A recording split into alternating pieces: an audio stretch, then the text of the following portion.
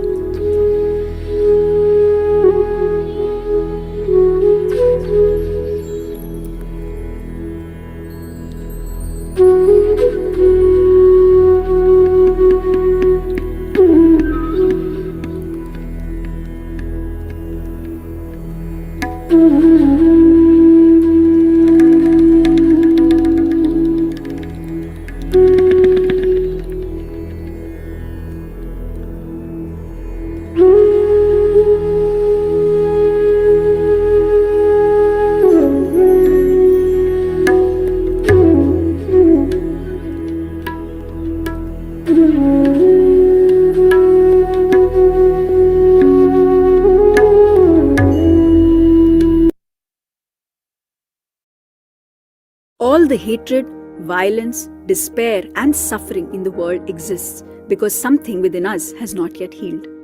For too long, we have sought peace externally, through negotiations, policies, and force. Yet, the world continues to struggle. The missing link? Inner peace. Extensive research suggests that group meditation has a measurable impact on peace in society, reducing crime, conflict, and stress levels at a collective scale. The Maharshi effect, one of the most extensively studied phenomena, demonstrates that when a critical mass of individuals achieves a higher state of consciousness through meditation, the entire society benefits. This is not just an idea, it is a proven reality. Across the globe, people are experiencing profound shifts through meditation. Let's hear their stories. Bhupati Raju's journey is quite remarkable. His transformation from a former Naxalite to someone who embraced meditation and a more peaceful way of life reflects the power of inner change. Meditation can truly help people find clarity, heal from past struggles, and create meaningful connections with others. Kalvarallu Narsimha's story is incredibly powerful. The intense trauma he endured being marked as a Maoist and nearly losing his life highlights the kind of deep suffering and injustice some people face. It's inspiring that despite the harsh treatment and his near-death experience, he was introduced to meditation by a close relative. Meditation, often seen as a tool for peace and healing, seems to have given him a second chance at life, transforming him both physically and emotionally. Narasimhallu, once trapped in alcoholism, family conflicts, and severe health issues, with doctors giving him just 3 months to live, Narasimhalu found hope through meditation. Not only did he recover fully, but he also rebuilt his relationships and found inner peace. Now he is dedicated to spreading meditation in Siddipet, helping others transform their lives as he did. A dynamic group of passionate young meditators called the Pyramid Youth for Meditation and Ahimsa is dedicated to spreading meditation and non-violence globally. Through rallies and awareness programs, they inspire individuals to embrace peace and conflict resolution. With unwavering dedication, these youth believe that meditation can awaken a deep sense of non-violence and instill peace in every mind. Journal of Conflict Resolution conducted a study where a group of 200 meditators in Jerusalem led to a significant drop in crime, car accidents, and fires. The most striking effect? A measurable decrease in war-related deaths in Lebanon due to meditation. In Washington, D.C., a study was conducted by a group of 4,000 meditators which predicted and achieved a 23% drop in violent crime in the nation's capital, in effect that could not be explained by law enforcement activity or seasonal trends. Maharishi International University conducted a study where a long-term meditation group of 1,700 individuals created a nationwide effect in the US, leading to a measurable reduction in homicides by 16%, rapes by 6%, assaults by 11%, and even infant mortality by 11%. The evidence is undeniable. Peace begins within. Meditation is not just a wellness practice. It is a proven, science-backed tool for conflict resolution and societal harmony. As leaders, policymakers, and change makers, the question is not whether meditation works. It is whether we are ready to embrace it as a solution for a better world. The time is now. Meditate for peace. Meditate for change. Meditate for a better future.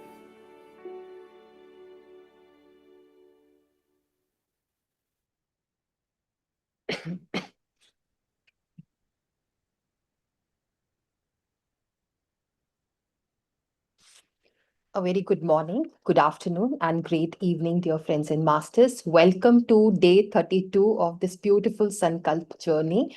And what a powerful and profound video. We understood that the peace in the world can be achieved when we have peace in our mind.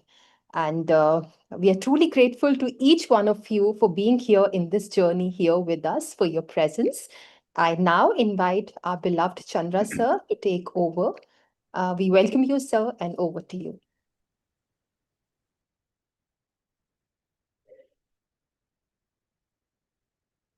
Happy morning, dear friends and masters.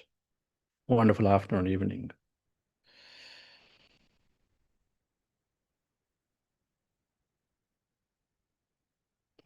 Those case studies that we are seeing in that video,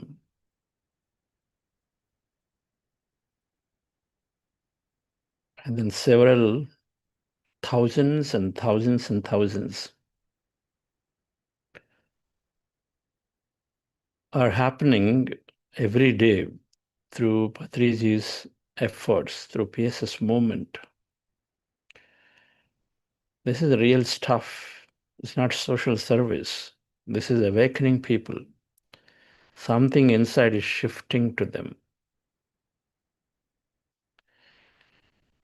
A social service is where you are just helping them to get through from this place to next stage materially. They're going to come back and look at you again as soon as that temporarily resolve the problem for them. But this meditation that is being given to the nook and corner of many, many, many rural villages of India, solving something very, very fundamental. The domestic violence, liberation of women from the aggressiveness of a potential male-dominated culture and society. Naxalism, farmers taking their lives because they couldn't get the crops. Many of them have been noticed to take the exact opposite route. Many villages transformed in rural Andhra Pradesh in tribal areas, became vegetarian. They built pyramids by themselves. And then all of them come together now, the man and woman. The grassroots transformation, because the transformation individual is happening, is taking place right now. When I talked about the Tirupati Dhyana Yagnam a few days ago, that I was there this last Saturday and Sunday, many of them are there.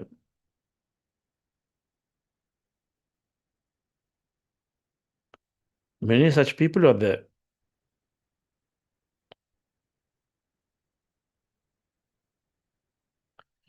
But one thing we do know is that their lives are forever transformed. When you give that little help, giving this no cost process called simple meditation, breath meditation, which does not require any understanding whatsoever. Observe your breath. They understand they have a breath, they can do it. They can close their eyes and observe the breath.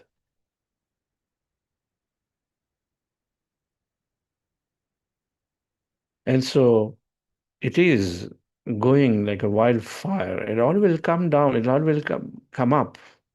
It's a matter of time. It's a matter of time. Governments notice or not now, but then it will come up in a matter of time. A beautiful, transformed society and individuals. It is taking place already. I'm fascinated every time I travel a little bit around this rural side. When I go to, let's say, in hospital, that an NGO's hospital that we're working, we go that side. And then going to the rural India, there are so many pyramids that are built by people in their homes, in their neighboring communities, in the villages. And they come together to meditate. Numbers don't matter. The question is, if we are serving, what are we serving? You give meditation, you're permanently freeing people up from their problems, permanently. They may take time, but then they will change forever. They're not dependent on you anymore.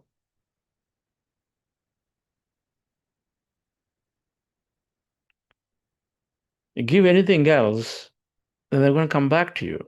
In many cases, problems only get compounded. More education, more problems. I'm not saying no education. The right education must be given. When I came in the year 2003, into meditation 2002, when I understood myself, that's the time I made a decision that until my last breath, I recognize the power of it, that whatever I have, whether my time, my resources, my knowledge, everything will go towards meditation. It's very clear to me that if I'm got a dollar, a rupee, then I will give towards a cause of meditation. Because the evidence is there that meditation is transforming, is connecting to each one of us to the field where we are connected as one. It is there. Men are becoming softer. Women are becoming courageous, more expressive. The balance is there. That feminine energy, masculine energy gets beautifully balanced when you meditate because it is coming from the connection in the field. It's coming a beautiful understanding that I'm no higher than you and then you're no lower than me, lesser than me. Equanimity is the cornerstone of yoga. Yoga samatvam uchyate. Non-judgmental attitude is the cornerstone of yoga. Shubha Ashubha Parityagi. That means you transcend good and bad. Things didn't happen, no problem. I'm getting things that I don't want, no problem. Either way, still be in a state of no problem. We're going to no problem attitude. There are no conflicts. Conflicts come because there are non-acceptance of things that are happening. And meditation, dear friends, is of course giving this We don't need a lot of lectures. All these rural masters, they're given this simple meditation, and then they get a community formed among themselves. They come together, meditate, otherwise they're meditating. Now this PMC channel, all channels in all languages, absolutely doing some brilliant work there. Because the transmission in this process is there's no necessity that it has to go through an individual. This is a myth from many spiritual practice. It has to go through an individual. Yes, an individual has energy, and then when it's transmitted through an individual, is great. But if not, it can still go through a medium. An individual is still there. The conscious is still there in a medium like a TV channel or a YouTube channel, whatever. But it goes. You don't have to wait for someone to show up and then sit down and give you an initiation to go into meditation. But right now, wherever we are today, if anybody knew, they can get into observing a breath, and then automatically mind starts becoming calm. And do it for a few days, then you start noticing the change for yourself. This is the key. You don't need to wait for a guru or a master or a teacher to come and then teach you to get into meditation when it comes to breath meditation. Simple. Understanding is simple. You are consciousness. You just need to be awakened through something or the other. That's all. And then there should not be a limitation for it. Why should I wait for so many days for someone to show up? When will it ever happen if the entire world has to adopt meditation then?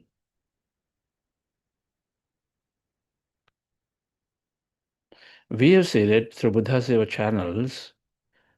Hundreds of thousands of people come and then take meditation. Then they go off and then they do on their own. It doesn't have to be anymore that they have to be connected. They're connected, more acceleration of their progress. Not connected could be. If they're more self-driven, they will anyway accelerate the progress. So for one thing, dear friends, that fundamental is what are we serving? Serving the permanent nature of an individual or the temporary nature? Serving the body, serving that intelligent force within. You must ask those questions. When you have resources, we all have resources, you must ask the questions. And then it is so beautiful that one of the greatest masters from India, B.K. Iyengar gave yoga internationally, and then came Maharshi Mahesh Yogi, who gave meditation. He popularized meditation in the entire world in a way that's modern. Otherwise, it is seen merely as a religious process. But then he took meditation to the world in a way that world can understand. He brought science to it. He made it simple. He made it ritual free. Now, even more, then subsequently, Patriji, this breath meditation came, the transcendental meditation came there, breath meditation, observing the breath. Somebody has got, breath is not just another object.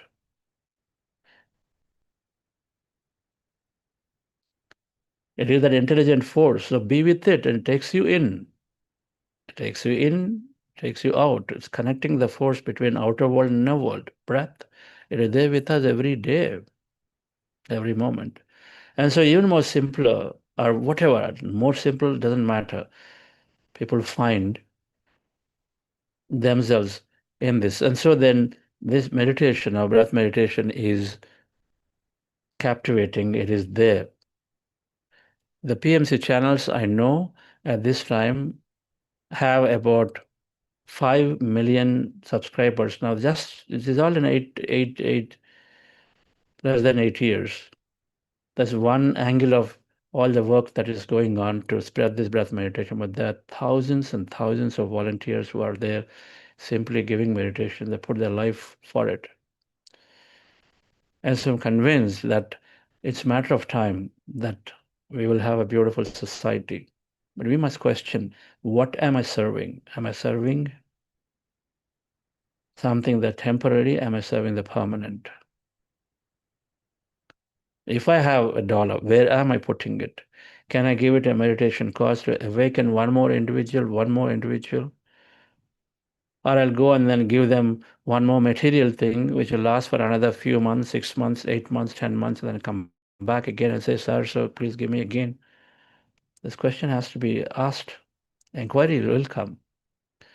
So let's go into the meditation practice, dear friends, and we have a wonderful guest master today, Dr. David Sharf, that we met from Maharshi Mahesh Yogi University, International University in Iowa, a couple of months ago, in a regional conference of meditation leaders that we held in Des Moines, Iowa. And so he's there with us. Hi, Dr. David, beautiful. Thank you for joining. And then we'll hear through him. The amount of research they've done is incredible. These group studies, they said they have like 60 plus cases to demonstrate that a group comes together, then things change. According to the Maharshi effect formula, then we only need less than 10,000 people, and then sit together, meditate, and the world can change. And a major metro, which has about 10 million people, can change with about 300 people. So that's a very hopeful. That gives a lot of hope that things can be changed with the groups like this come together and meditate. Let's do once again, dear friends. Relax yourself by practicing breath meditation. Our goal is to empty the mind and then be in this emptier states. When we do this by observing our natural normal breath, when we observe a breath, our mind slowly becomes empty. Less of thought. Observe the breath anywhere on the nose with your eyes closed, fingers into fingers, hands in your lap, comfortably rested.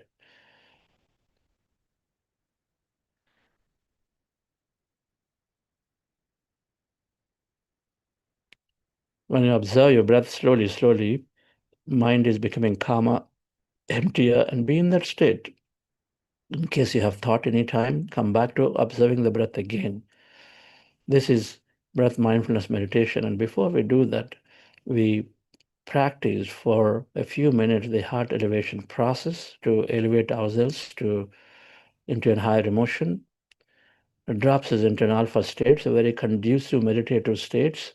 So we do that for a few minutes. Just follow my guidance for that, dear friends. Anybody new here? And then we slowly slip into breath meditation. Relax yourself.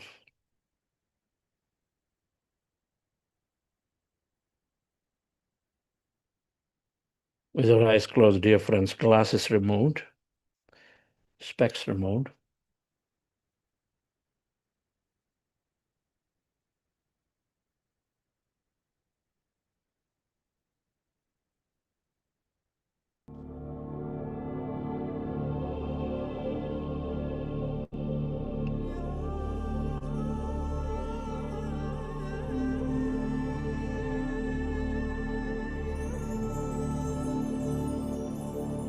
Dear friends, dear masters,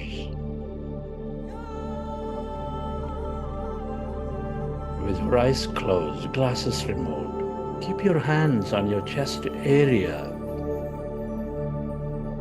and with your attention on your sacred heart.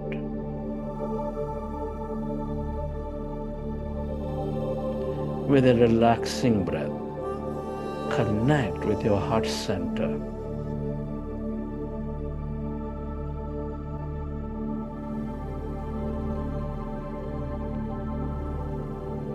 With your hands on your chest area, attention on your beautiful heart, can you feel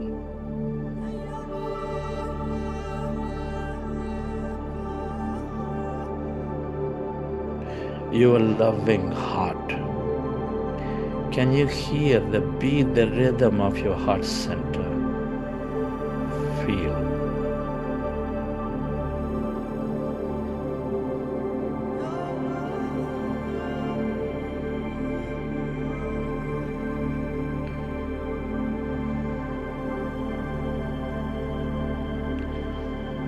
Notice it, dear friends. Connect with it.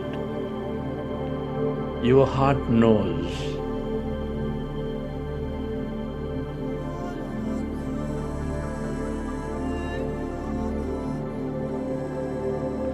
The center of the knowingness that is there, serving you, guiding you, helping you thrive in your life. Before you even knew about it. Come on, friends. I want you to pay attention to your heart. Connect with it. Where you place your attention, there you place your energy.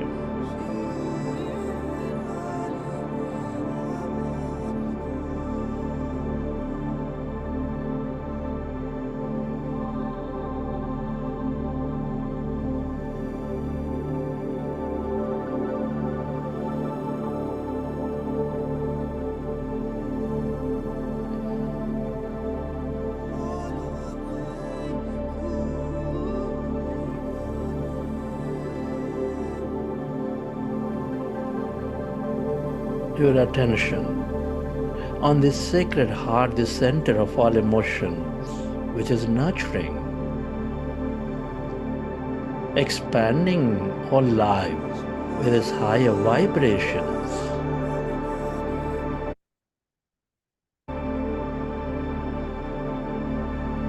Of love, of compassion, of gratitude.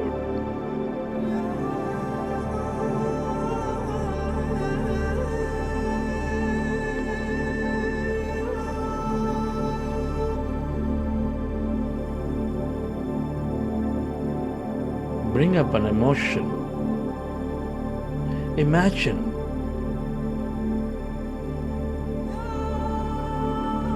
of an experience, either from your past or from the vision of your future, or simply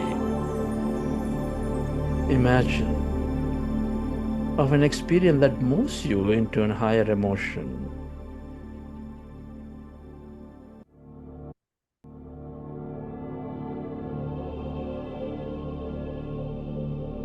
Of love, of joy, of gratitude.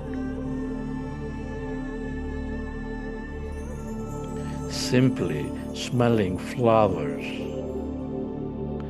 playing in rain, hugging a child, being with somebody who needs their help, or whatever, dear friend, that moves you into that higher emotion. Feel it.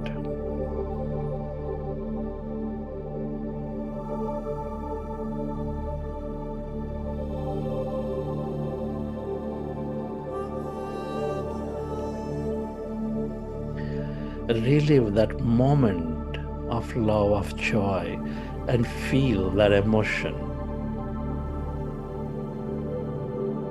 And allow yourself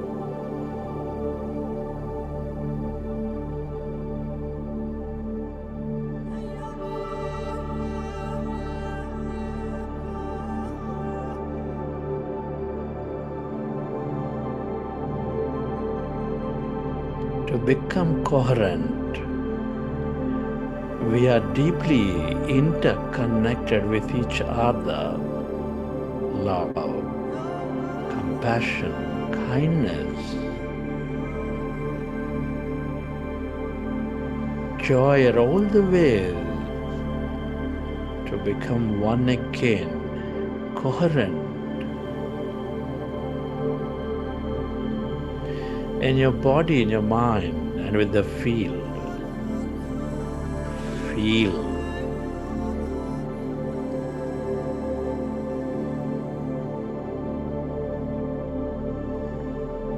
Can you intend to spread this energy onto everyone and everything on this planet, to help them heal, to help them know the truth?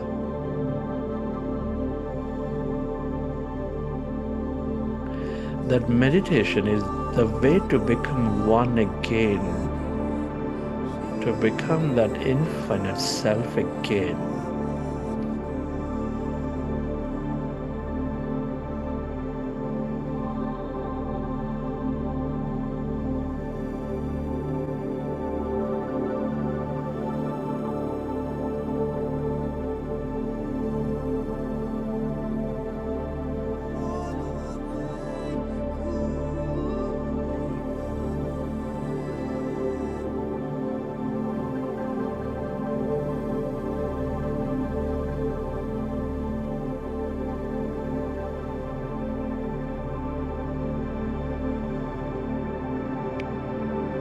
feel, relive that moment, and spread that energy.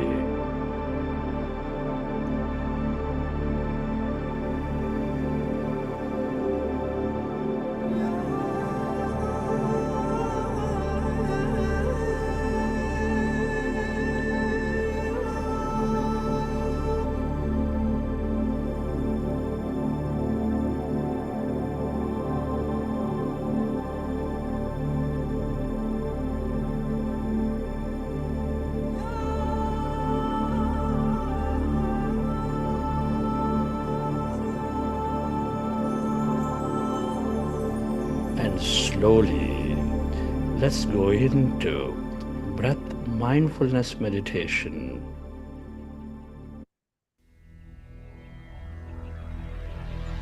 With your fingers into fingers, hands comfortably resting in your lap. Observe your normal, natural in-breath and the out-breath.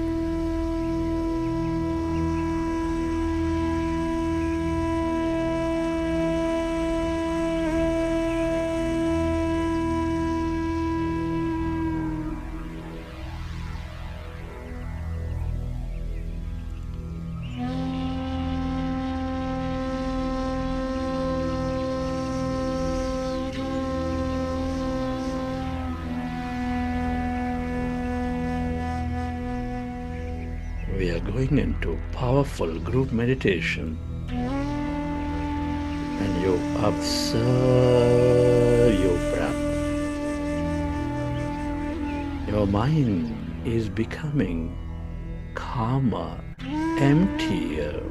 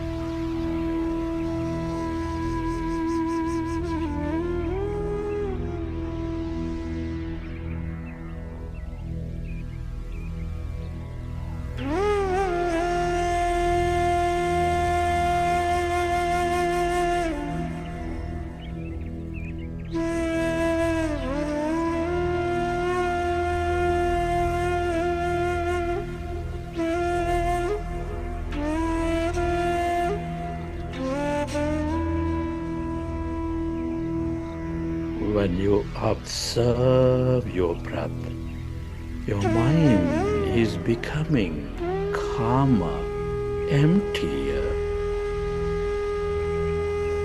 allow yourself to experience the deeper states of emptiness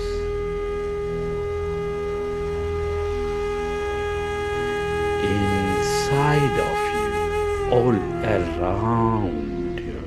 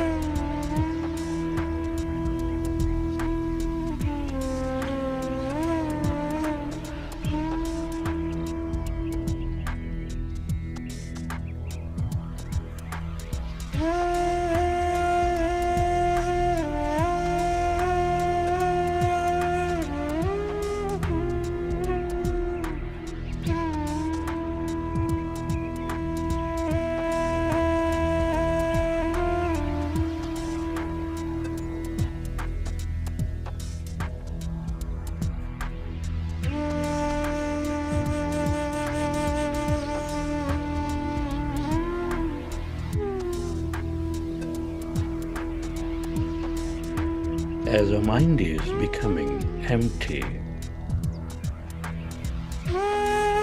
we channelize that energy into the present moment. We develop greater mindfulness, the present moment awareness.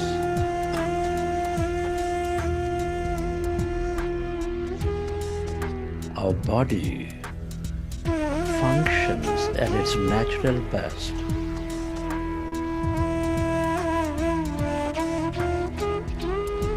Our power of thought multiplies.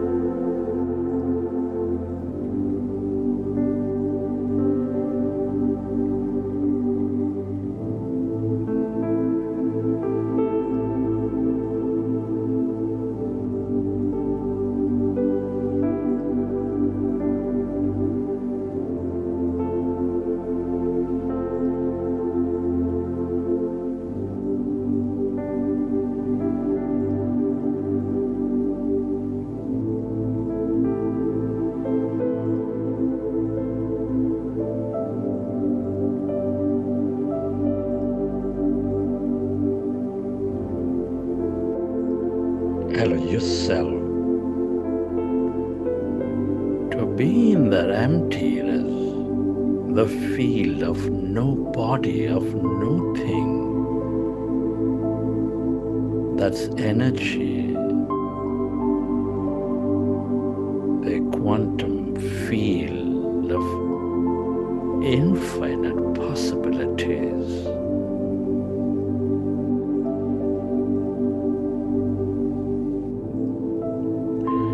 The field of limitless intelligence.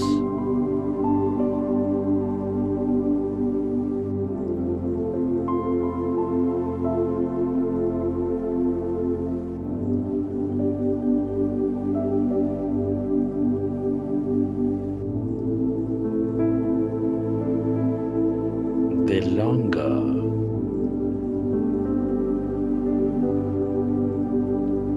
you are in this calmness, emptiness,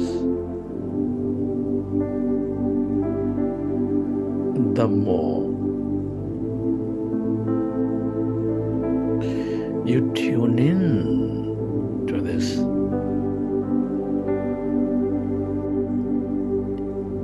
intelligence, the more you tune in to the possibilities.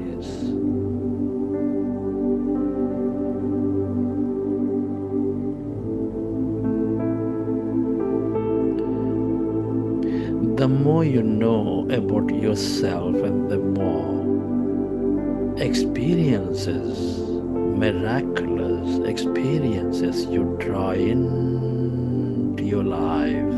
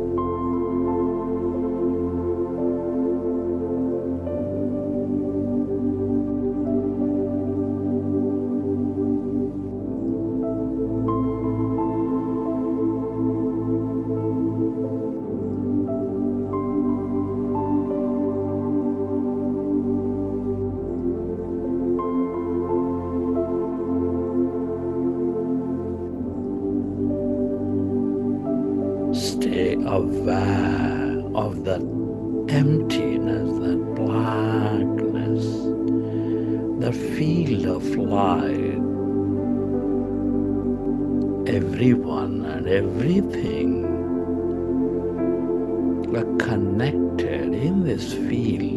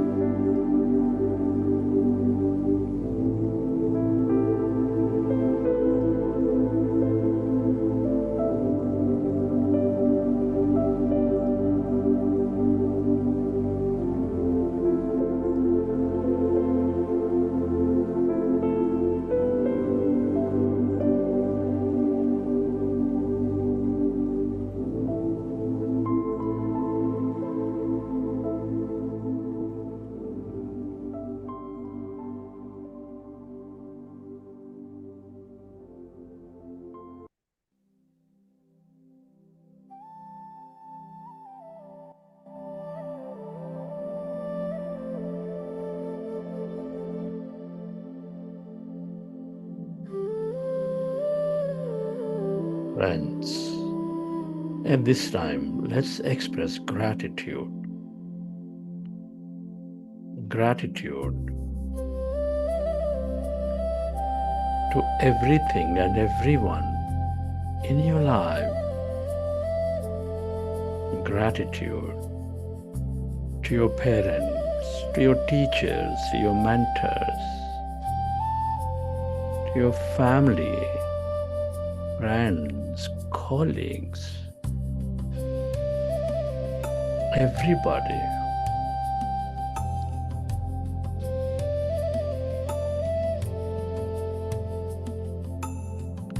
Can you express gratitude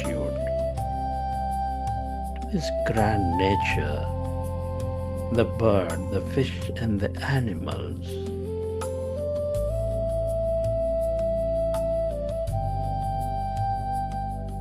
To the mineral kingdom, to the plant kingdom, to the angelic kingdom. Gratitude to yourself, to the technology, to all the system, the company, the governments.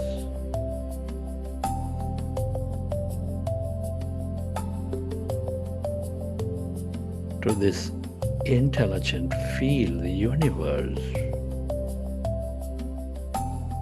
for helping us be in this life. Gratitude is high state of receivership.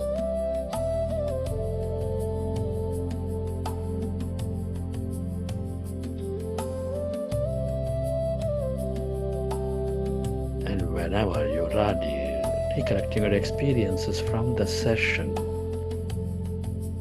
With your hands over your eyes for 5 seconds, you may open your eyes.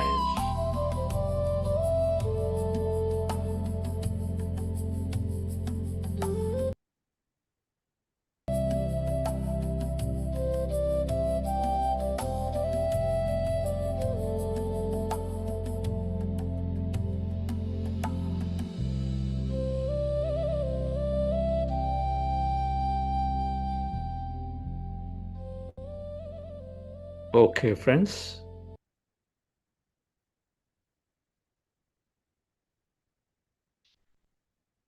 Hope you enjoy the session. This program is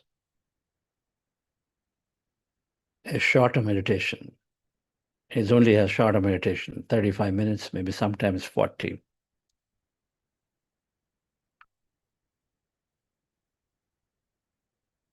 one can easily go into many hours of practice. And we have a program called Amrut. After this 40-day ends, sometime in June, you can avoid that information. We do, we do 3 hours of meditation every day. We train ourselves. More on that later. So we will invite our guest master, Dr. David. Hi, Dr. David. Yes, Nehaji. Yes, Masters, we have Dr. David Schaff here with us as our guest speaker for today. Dr. David Schaff is professor and chair of Department of Physics at Maharishi International University. He earned his PhD from Johns Hopkins University, specializing in philosophy of physics with doctoral work on quantum mechanics and the unity of science. In addition to his university teaching and publications on quantum measurement, consciousness, and the limits of materialism, Dr. Shah developed systems monitoring software for the Boeing 777 and co-authored a US telecommunications patent for TCP IP-based network information systems. His current research and teaching focuses on developing a rigorous consciousness-based paradigm for understanding nature, mind, and the foundations of advanced physics. The consciousness based approach may open new pathways for addressing the deepest unresolved problems in theoretical physics. We are delighted to have you here with us today, sir. We welcome you. Thank you, Neha. Thank you, Dr. Chandra. Beautiful to have you here, Dr. David. Thank you for joining. How long would you like me to speak? About 25 minutes? About 25 minutes. Yes. Sure. And I thought I would talk a little bit about my own journey. I learned transcendental meditation in 1970. And in 1973, I went to Switzerland and participated in Maharishi Mahesh Yogi's teacher training course and became a TM teacher. I don't know if you can see this old picture, but You can see. That is me being made a teacher by Maharishi. And simultaneously, I was studying, of course, so that's what kids do at that age. And my meditation allowed me to be open to intelligence that was maybe a little different from outside of the paradigm that is so prevalent and still is so prevalent in Western science and Western thought generally. I came across an argument by Immanuel Kant. And I bring in Kant in the Western tradition because the temptation is to think that the Eastern tradition has this knowledge exclusively. And while I think in the Eastern tradition it's more powerfully developed and more comprehensive, there are important strands of insight in Western thought also. Plato, Aristotle, Immanuel Kant are the three major ones, and there are many more, Edmund Husserl and many, many more. In Western philosophy, this tradition is called idealism, and according to that understanding, intelligence and consciousness are what's fundamental. Matter is just a condensed, precipitated tip of the iceberg. It's not the foundation of reality. And this is where materialism gets it not only a little bit wrong, but completely wrong. I came across an argument in Immanuel Kant when I was just a boy. I was studying, I was taking a course in Kant, and there was a passage in which Kant explained that if we become convinced, as the materialist is convinced, that our ideas, our logic, our judgments, our intellectual judgments about what makes sense, what's right, what's wrong, what corresponds to reality. If we become convinced that our cognition is the result of some extraneous process that's not governed by the principles of intelligence, and couldn't care less whether we are logical and rational and having deep insight. For example, the materialist. The materialist thinks that our cognition and our consciousness are a byproduct of neural processes in the brain. So if we become convinced, as many intellectuals have become convinced today, that consciousness and mind are a passive byproduct of neurons firing in the brain, then that conviction will undermine our confidence in rationality itself, our ability to think logically, clearly, and to know the truth. Kant was right, and that was a powerful, powerful insight when I understood. Kant is notoriously hard to understand, but when I understood what he was saying, I realized that my professors, who were all materialists, were on the wrong track. And that conviction became reinforced. I came across another great philosopher named William James. William James was the founder of American psychology. He was no lightweight.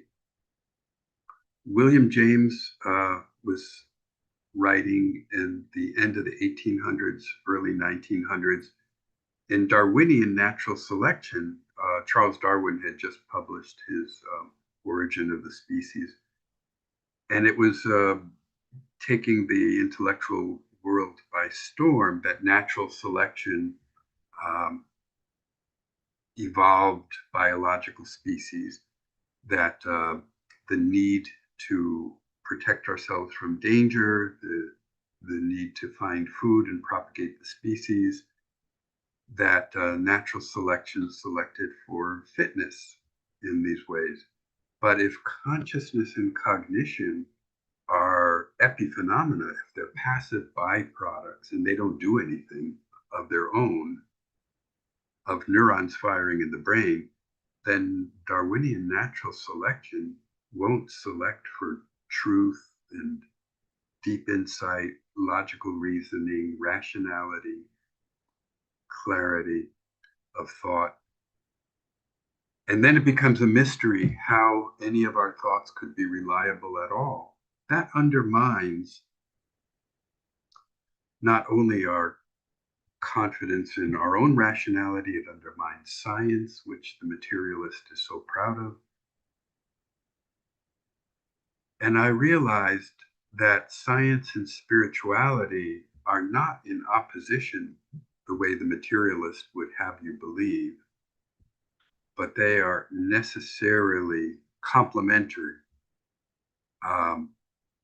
So this insight started when I was an undergraduate. It started when I met Maharishi Mahesh Yogi, but it has been evolving over many, many decades. And the materialist has no answer to this. So one of the things that I have to do is make this clear, that science and spirituality are not opposed, but they're complementary. They support each other.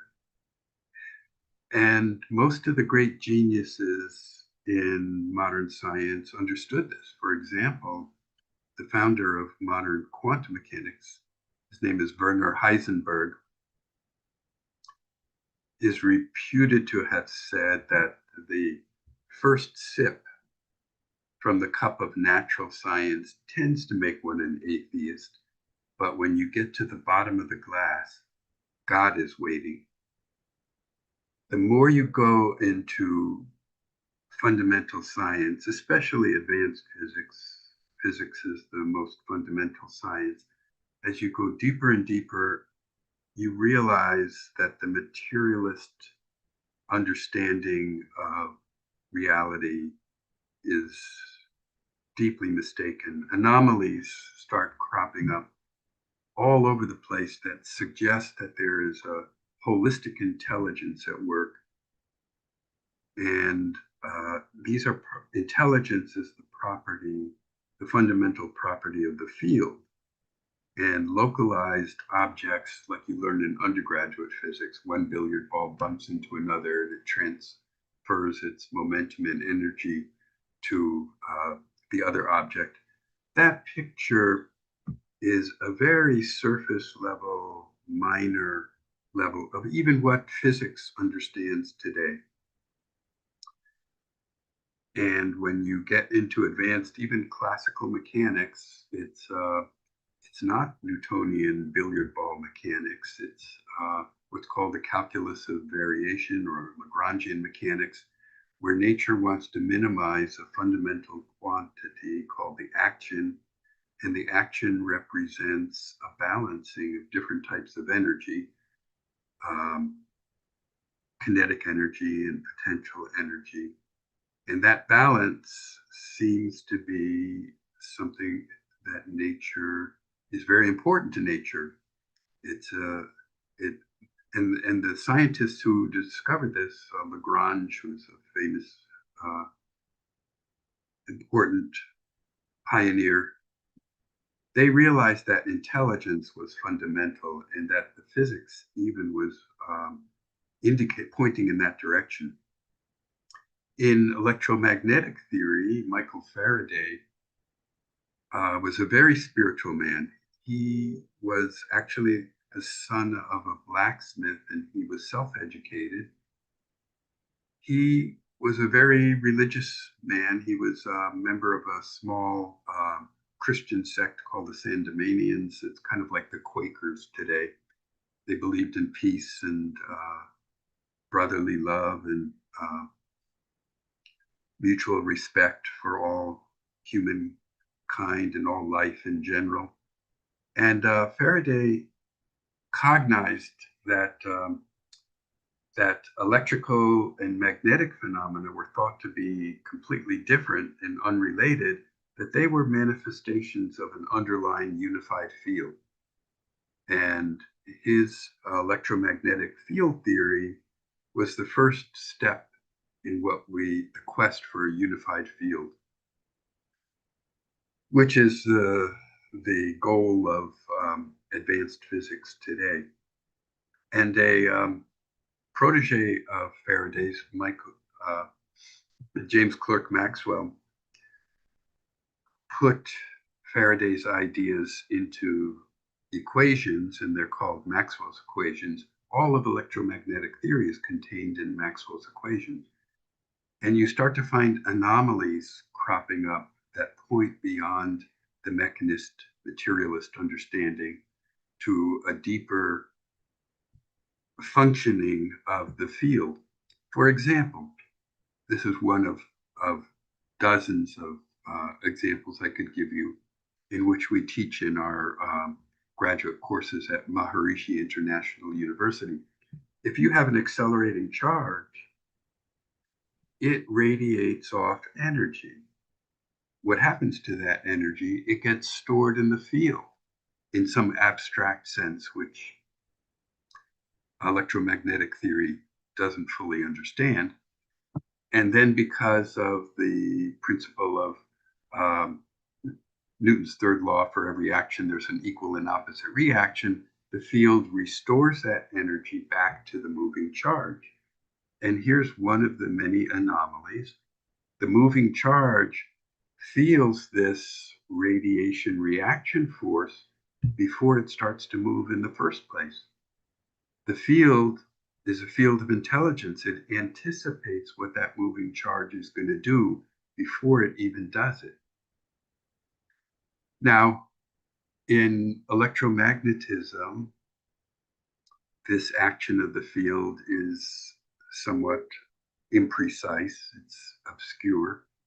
In quantum field theory, especially quantum electrodynamics, it's given a more precise formulation in terms of what are called Feynman diagrams. And Feynman diagrams mediate interactions. The field mediates the interactions in terms of virtual particles. And these virtual particles have exotic features. For example, some virtual particles travel backwards in time. You can have negative energy, meaning negative mass or negative kinetic energy, which doesn't make sense from a strictly materialist point of view. So we're getting into deeper, more exotic layers of reality, and it's going to require, to make advances in physics, it's going to require going beyond the materialist paradigm. We call this deeper understanding Vedic, meaning the deep principles, not necessarily associated with religious rituals, but I mean, we have the utmost respect for religion, but this is the age of science, and these principles are real scientific principles that transcend any particular religion. All of the good religions that advocate for peace and love and gratitude and all the higher emotions that Dr. Chandra was referring to, they're pointing to this fundamental intelligence. And at that level, divine intelligence, power, and love are all the same. They're all from a common unified source. So that's what we do at Maharishi International University. We're integrating science and spirituality, and my department is the physics department. So we are especially interested in physics and consciousness. And we believe that we're not going to make progress on the most important issues in science today from the the constraining paradigm of the materialist worldview. We have to leave that behind and understand that consciousness is primary, intelligence is primary, and that's what we mean by consciousness-based physics. And that's what our department is teaching. That's what we're teaching. We have a graduate program in consciousness-based physics. Do any of the other panelists have any questions? I can go on for hours, but maybe I should ask if there are questions. Wonderful. Thank you, Dr. David. So beautiful. So I take one thing. Yeah. You said from Faraday, right? That Yeah. at the top of the glass, you are seeing an atheist, but as you go down to the bottom of the glass, the God is waiting.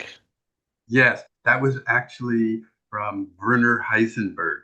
Heisenberg, okay. The inventor of quantum mechanics. Yes. So that's powerful. Yeah. So start with the rationalist, but you become, and you go down, and so you have something that you cannot explain That's at this right. time. Beautiful. Can you tell a little bit about the research that goes on from MIU around this whole group impacts that an individual can cause, whether you call it the Maharshi effect or the group stuff that has happened, that all you've done it several times? Yes. Let's see. Am I able to share? You can. Uh,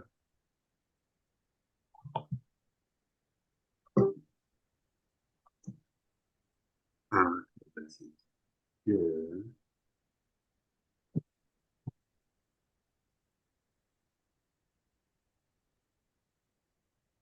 Here. Um,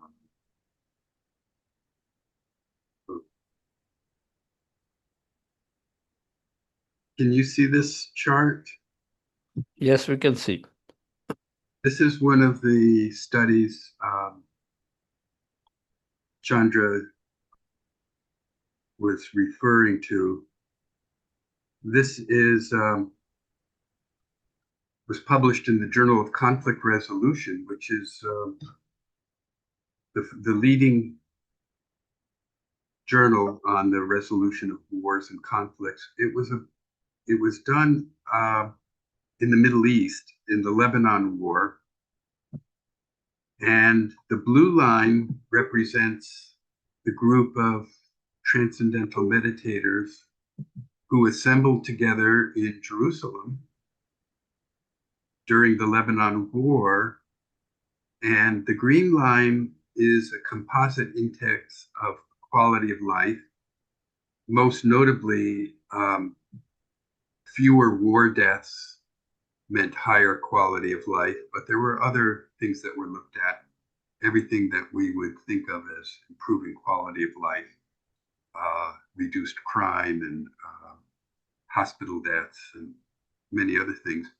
And the correlation, David Orm Johnson, who was the lead author on this, said he was just cranking data, and when this graph came out showing that the two lines matched almost like hand in glove, that the more meditators practicing together in a group, the quality of life went up, and when the meditator group reduced, the quality of life went down. When he saw this fitting of the curves, he almost fell off his chair. It was so stunning. You didn't have to do fancy statistics to see the correlation. Now, he did do fancy statistics, and that's why his paper got published in the best journal about conflict resolution. But you can just look at it and see the correlation. Now, this is another one of the studies that Chandraji referred to. This was from the Washington, D.C. study that Dr. John Hagelin led.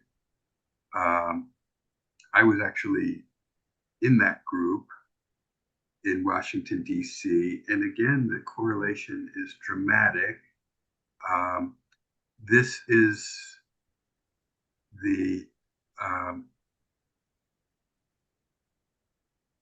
dotted line represents the prediction of crime rate and other quality of life indicators, and the actual crime dropped in this purple rectangle. That is when the group assembled in Washington, D.C. We had about 2,000 advanced meditators, and the actual crime dropped, and the predicted from time series analysis, the police chief said, in order to get a drop like what you're predicting, you would need 2 feet of snow in the middle of summer.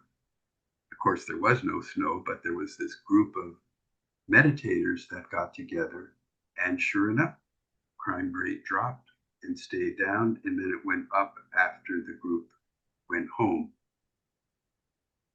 Here's a group of meditators in India.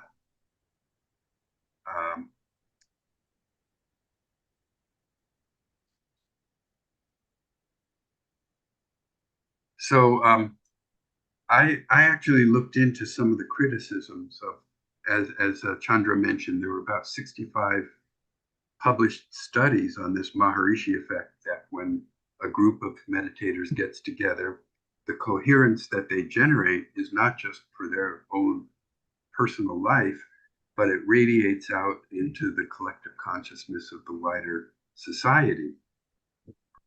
And there's a question from Sangeeta Vemula.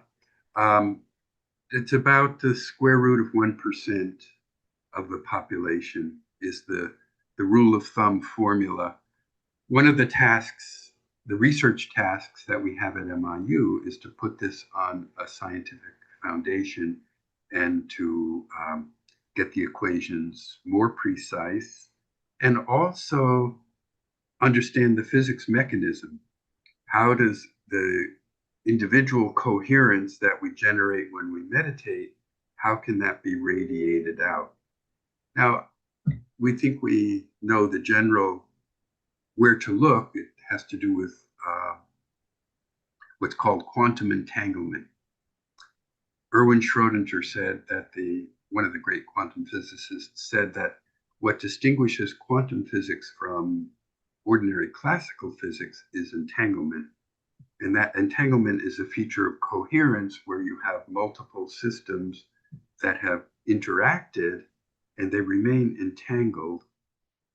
And sociologists talk about the phenomenon of social entanglement too, where people who interact with each other are entangled, and what's happening with one affects the others more than it would affect perfect strangers. So that's where we're looking. That's one of the research directions at MIU. And if there's time, I could tell you about others, but that's a big one.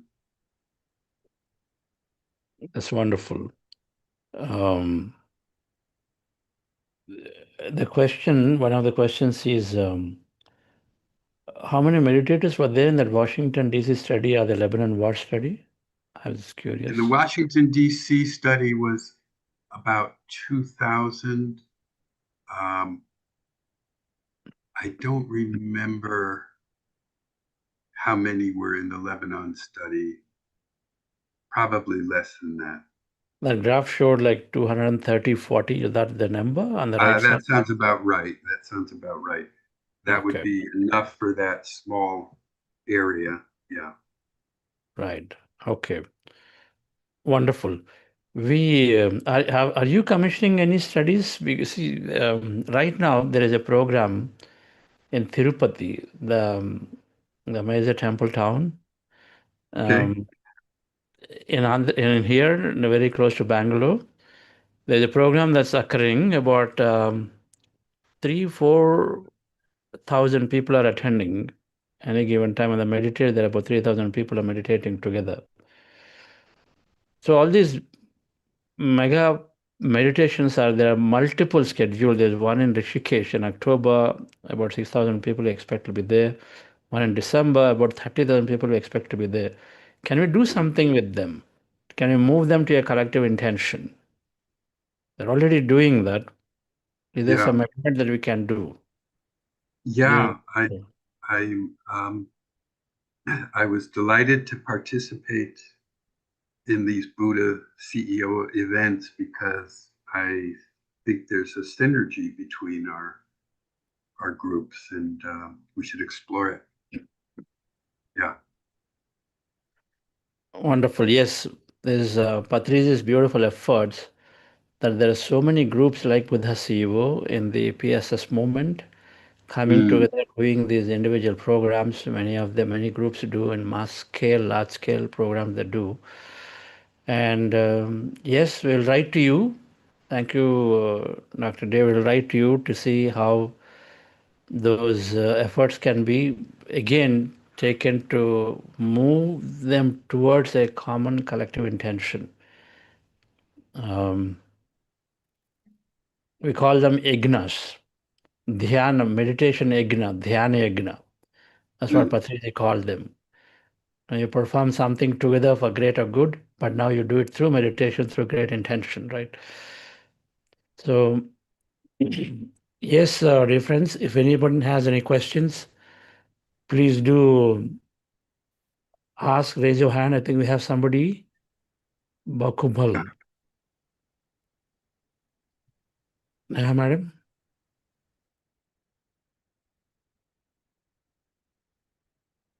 Was there a question? Bakul by Financial? Yeah, we ask him to unmute. Yes, sir. Please unmute yourself.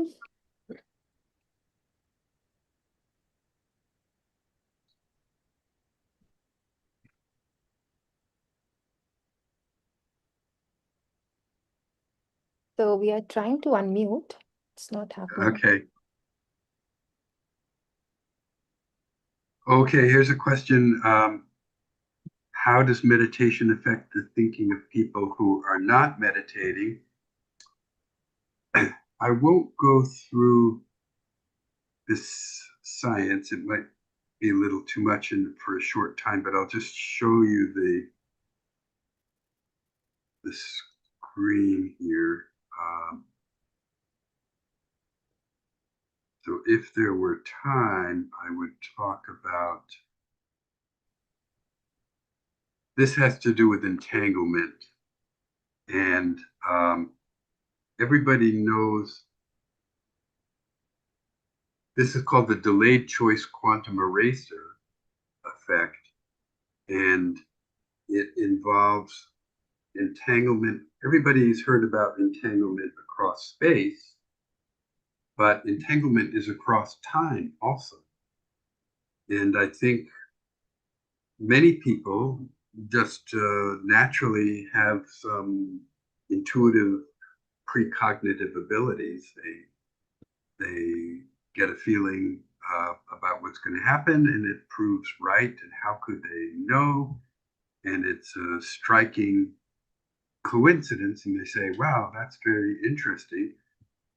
Now, this is the age of science, and we would like to take it from just a few great accomplished saints in the Himalayas and make it available more widely. We would like to make it more repeatable, more reliable. That's the virtue of science. And understanding the physics is an important contribution to that. So that's a part of our research goal at Maharishi International University. Another one is understanding the unified field. That project is not complete. It went from Faraday. Albert Einstein spent the whole latter part of his life pursuing unified field theory.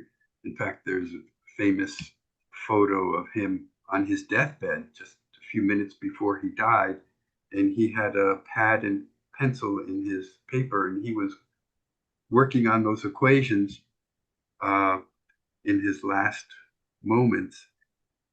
He didn't succeed in finding the unified field theory. In fact, it's not complete even to this day.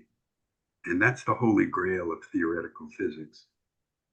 Anybody who makes serious progress on understanding the unified field will certainly get the Nobel Prize.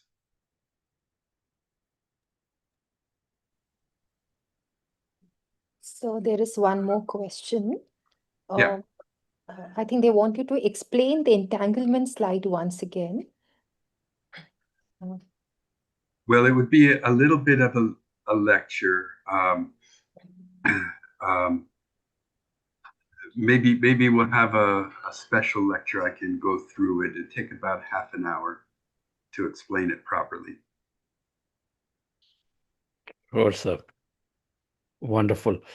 So then maybe that brings me to my other question. While there is one more to answer, I just wanted to ask, how do people get to know a lot of these advanced developments that you are exploring? What are the ways they can get to know more about this? The very best way is to come and join our graduate physics program at MIU. And we are very student friendly. People who may not have thought they were scientists and suddenly realized, oh, science is not just this dry sub-discipline of materialism, but it's really vibrant, and the integration of science and spirituality is built into advanced physics. They can come, and we have a bridge program to catch people up to speed on the mathematics that they'll need and basic physics. And we're also going to have a certificate program starting next fall, August of 2027, which requires virtually no mathematics. And we are vigorously trying to get our administration to approve the PhD program. So our department is actually one of the most energetic departments at MIU, Maharishi International University, and things are happening. Awesome. So wonderful. So one can enroll as a student, and this is possible online, or they have to come in person? No, we have an online program. Yes. In person is better. That way we can see the students in front of us and understand what they don't understand and help them. But online is the way of the future. We've made all of our courses available online. Okay, wonderful. I think we will take that information when you have these certificate courses too. So this course that you're talking about, like a physics course, advanced physics course, is it like 3 years, or is it like, how does it? Full-time, it's 1 year. Full-time on campus, it would be 1 year. It's called the Master of Science in the Foundations of Physics and Consciousness. It's a 1 year program. Online distance education, it's 2 years. Okay. Okay, so we will take one more question here. I think somebody asked, so entanglement, you said, okay, we'll do a separate lecture. We invite you onto one of our Sunday, regularly we go on a Saturday masterclass or a Sunday long meditation time. We do Okay. have, and then invite you, and hopefully we'll hear from you on entanglement in detail. Okay, very good. Our the next program that will start in November of this 40-day, we'll have you and request you to be present again. So there is a question, how is TM different from breath meditation, and what are the benefits of both to the humankind? They are complementary. The advantage of transcendental meditation is that its whole purpose is to transcend to this unified field at the source of everything, at the source of thought. That's what it's designed to do, and it's very effective. It's the most effective technique for that purpose. That's why Maharishi focused on it. And by accessing that unified field, which is pure consciousness, we experience it as ourself. And by transcending, everything becomes more effective. All of the qualities of higher consciousness that Chandraji referred to, gratitude, appreciation, kindness, love, these are expressions of higher consciousness, and immersing oneself in transcendental consciousness, pure consciousness, is a direct way, and it will support complementary spiritual practices like mindfulness and other good things that one can do. Plato talked about the soul being like a chariot and 2 horses pulling the chariot. One of them represents the higher emotions, like the ones that Chandraji mentioned: gratitude, appreciation, kindness, love, responsibility, ethical behavior, right behavior. And the other one was more influenced by the needs of the body, because we are embodied spiritual beings. We have a body, and the body is all about survival, and it's fear and anxiety. Are we belonging in the group, and competitiveness and comparison? All these less admirable emotions. So Plato said that there were these 2 competing draws on ourself, like 2 horse is pulling the chariot, and the higher, more noble horse had to help keep the unruly, irresponsible one,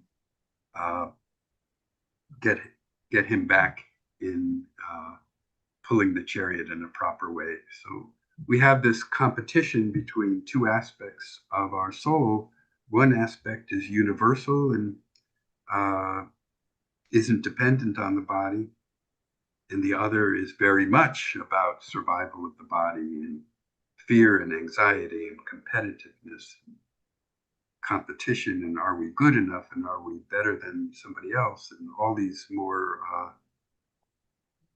less admirable emotions. I mean, they're understandable. We have compassion, we have sympathy for the needs of the body and its expression in terms of those coarser aspects of the mind. But that's not our deeper self. And as we evolve, our deeper self becomes a more prominent part of our life. Wonderful. So thank you, Dr. David. So we have Karthikeyan sir. Padma Shri Karthikeyan sir is here. He's joined to say his message here. So thank you, Karthikeyan sir. And with that, we will conclude after his message.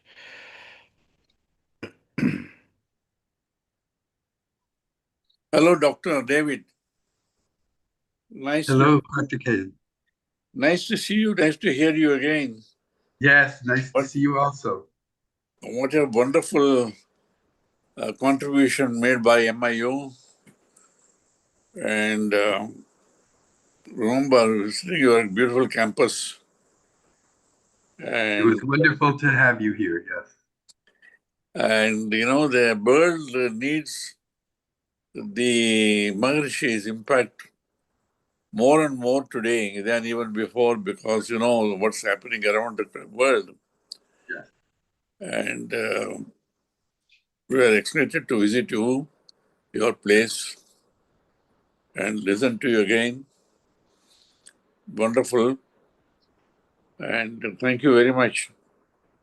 Please convey our... Thank you, sir. Thank you for your participation in our conference. And again, appearing. I think we should be seeing you more often now. And I don't know when the world will wake up. Though Maharishi has done the greatest service by bringing this to the whole awareness of the whole world. Anyhow, I'm happy that there are many organizations like our own organization. We are trying to awaken the world. Yeah. To find peace within and then to spread it around the world. Because the world is in a deep crisis now.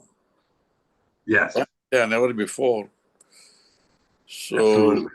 Yeah, I do hope that the leaders, the global leaders will wake up to this important task. And let us make our own contribution to the extent possible. Wonderful. What a beautiful campus. Yeah. What wonderful services. Maharishi is the first person who, everybody knows him here in India. They've already known him. Yeah. There are many who had followed him all right, but he is one thing, you in the MIU, you consistently pursuing the research and spreading the message and running so many courses and all that now. Wonderful. Thank you very much for your appearance. It's a privilege to see you, hear you. Wonderful. Thank you, sir. Come back to MIU soon. Yes, we'll come for a course. Okay. Not as a visit. Yeah. Let us know. Only thing is long distances, Yes, of course. These days. And I'm not getting younger. No. There were days when we used to travel quite a lot. Never felt it. But now, constraint of time and distance is there. But still, yes, it's a good idea. If at all, I will not travel for a day now in future. If you tell a minimum for a week, Yes. otherwise you are only sitting up and down. And yes, look for a week-long course or something, a week or two. Let us know. Beautiful. I know it's such a green campus to be itself. You create such a wonderful place now. Thank you for your presence. Congratulations to all of your team there. Wonderful. Thank you. Thank you, sir. Thank The you. world needs your wisdom. Yeah, yeah. I don't know. I don't know the world.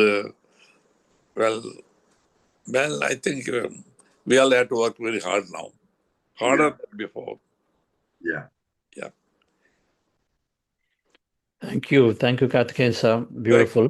Namaste. Thank you, Dr. David. So we'll definitely be inviting you back in November into our program for quantum entanglement is the direct subject topic. We'll take. Okay.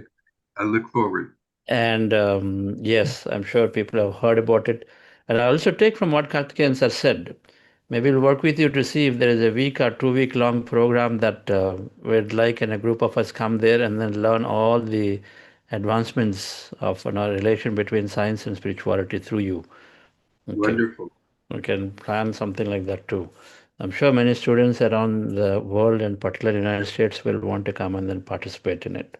Okay. Beautiful. So Yeah, thank you. longer stay Yes. and more learning is what the travel. So we'll plan it like that. Yes. Yes, sir. Maharishi has had a great impact on us for a very long, long time. And I'm happy that this university is doing such a great job spreading it, further research and all that. But I think more exposure is required. Yeah. I don't know.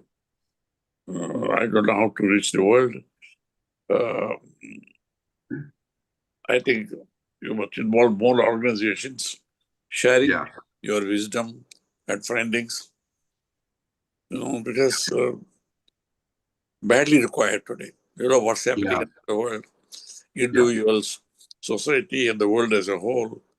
Yes. Every day we don't know what's going to happen tomorrow. Yeah. Unless the change takes place within Yeah. individuals. Yes. So as they say, the global transformation, global peace can be attained only by individual transformation, individual peace. And it was Maharishi's wisdom first, Yes. which opened the possibilities of millions of people around the world. Yes. Thank you very much. Thank you, sir. One of the last things Maharishi said is he commented on what he foresaw coming. He said there would be a phase transition and it would be intense, but he said the future looks bright. Yes, that's the way we have to look at it. Yeah. He thought the forces of good would win. And yes. On the other hand, there is a lot of material progress. No doubt about it. Yeah. More comforts, conveniences, everything is there. But what about that core peace? That's right. So ultimately, the human life is for peace, harmony in the individuals and the planet as a whole. That's right. And wonderful service you are doing. We are so privileged to have visited you and hearing you again here. Yes. Thank you. Please continue. Our Thank you. congratulations, everyone. Thank you. Thank you, sir. Neha, madam, any announcements? Yes, sir. Dear masters, those of us thinking what after this 40-day journey is over, we have our prana program, which starts on September 5, 6 a.m. IST. Please do join the program for a sustained practice of meditation. Thank you. And thank you so much, David, sir. Thank you, Karthikeyan, sir. Thank you all. Thank you all for hosting me. Thank you. Thank you, sir.